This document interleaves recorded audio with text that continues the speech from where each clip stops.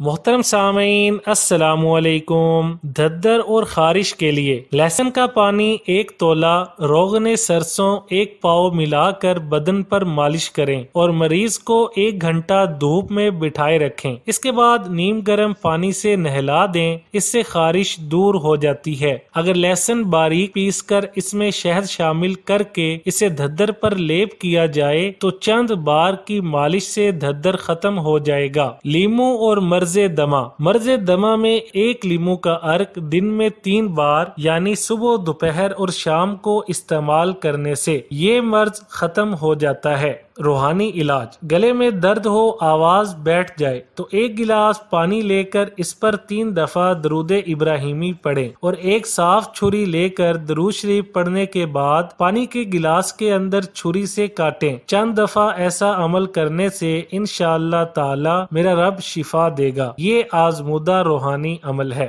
گلے کے زخم، سوزش اور خراش کے لیے: اگر گلے میں زخم، سوزش اور خراش ہو تو اجوائن کے بیجوں کے جوشاندہ میں سادہ نمک ملائیں اور غرارے کریں، اس سے افاقہ ہوگا۔ سردی، زکام یا چیخنے چلانے سے آواز بیٹھ گئی ہو تو اس حالت میں جوشاندہ یعنی یہی جوشاندہ جو اجوائن کے بیجوں سے بنا ہے، اس سے فائدہ ہوگا۔ نزلہ اور زکام سے نجات: ہمارے ملک میں نزلہ، زکام اور اس سے پیدا ہونے والی عام بیماریاں بہت کثرت سے عوام اور خواص کو پریشان کرتی ہیں۔ کسی کو چھینک تو کسی کی ناک بند۔ شہر، قصبہ بلکہ گاؤں والے بھی نزلہ زکام سے عاجز رہتے ہیں۔ بس نزلہ اور زکام نے بچوں، جوانوں اور بوڑھوں سب ہی کو پریشان کر رکھا ہے۔ ڈاکٹروں نے اس کا علاج چائے میں تلاش کر لیا ہے، حالانکہ اس بیماری کو پیاز سے دور کیا جا سکتا ہے۔ ان امراض کا علاج اس طرح کیا جا سکتا ہے: گاؤنتی 1 چھٹانک، خر مہرہ زرد 1 چھٹانک، پیاز کا پانی 1 سر، دھتورے کا پانی 1 پاؤ۔ یہ تمام اجزاء پنساری کی دکان سے آسانی سے مل جائیں گے۔ گاؤنتی، خر مہرہ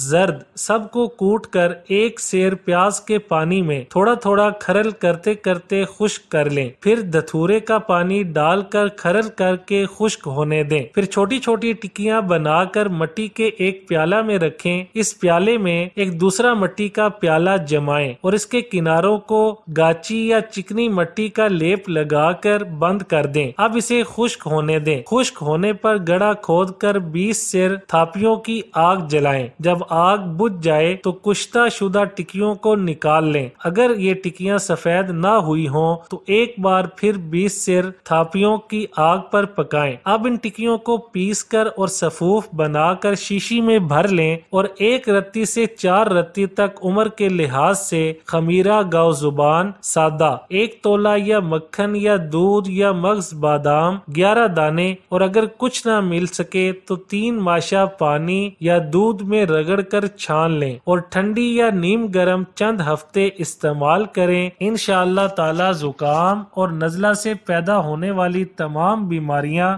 دور ہو جائیں گی۔ ویڈیو اچھی لگے تو لائک، شیئر اور چینل کو سبسکرائب کرنے کے ساتھ کمنٹ باکس میں اپنی رائے کا اظہار کرنا نہ بھولیں۔